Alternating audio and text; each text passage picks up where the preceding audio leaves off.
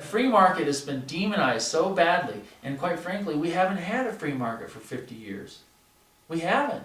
You can't have a free market when you're regulated the way we are. You can't have a free market that, anyway, I could go on and on, but I believe in you guys' your ability to make decisions. I believe in your personal morality, and I believe that you should be responsible. There shouldn't be safety nets out there. That's one of the problems. We've created safety nets, and so we think we got to control everybody, like in healthcare. I mean, if everybody really wants healthcare, say they want healthcare, but they want freedom. You can't have both. Either you have healthcare, and they tell you how to live your life, because if you live your life outside, it's going to be more expensive. If you live your life outside of those parameters, it's going to be more expensive. So they have a right to create that safety net and make sure that as few people as possible go there, because we're all paying for it.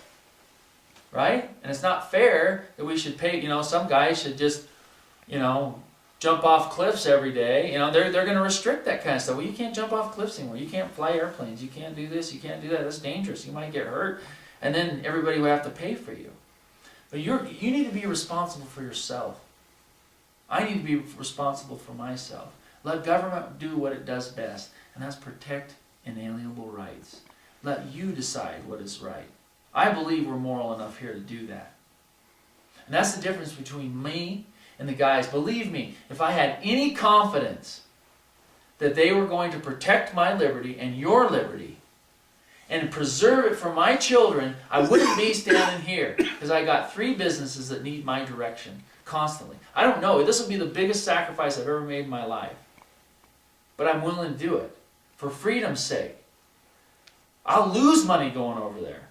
That's not why I'm doing this. I have no confidence. One last idea. In this community, this is the way I see it. We hold people up who are very religious and have been successful in religion. They've spent a ton of time. They're really good at their religion. They understand the ins and outs. They understand the doctrine. Over here, they've been successful in business, right? They're people that we think have been successful, because a lot of times we think of running government like we run business. But government isn't business. We don't want government to try to be business. But there's another area. It's this area right in the middle. So we know that they understand, and they've spent a lot of time in their scriptures or whatever to become, somebody who can be trusted and understands the doctrines. And then they have over here, we know they've made a lot of money and they've been successful and they've been able to serve people's needs. But what about the middle? What about this idea that John Adams called the divine science of politics? How much time have they spent studying those principles? I studied those principles for the last 10 years of my life because I was afraid that I didn't know what I didn't know. And I needed to understand these principles in order to preserve freedom, in order to hold people accountable.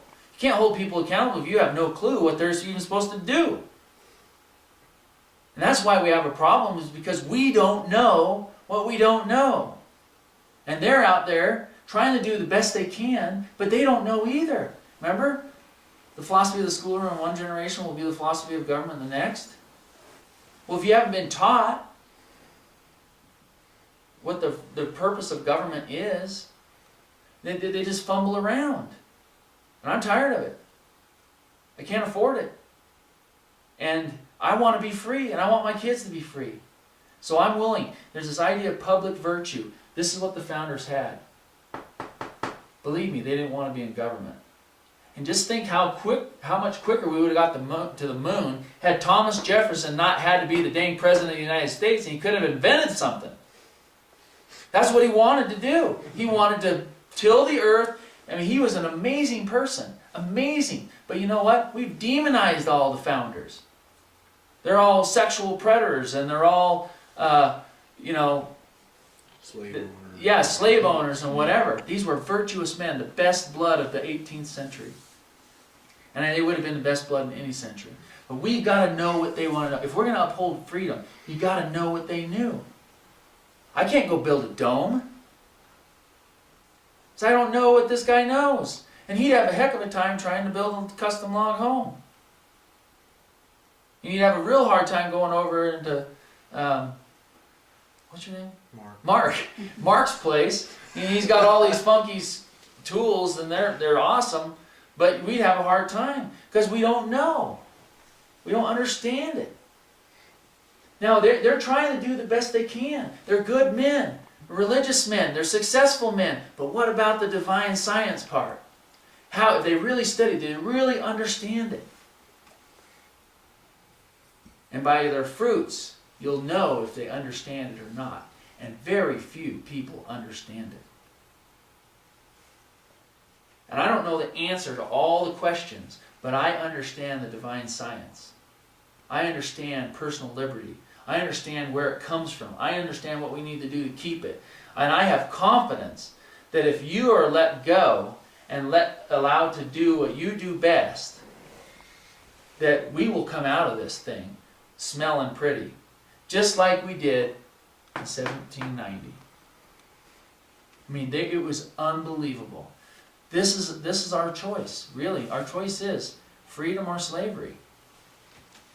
Do we want to be free? If we want to be free, we've got to be educated for freedom. And we need people who represent us, who know that.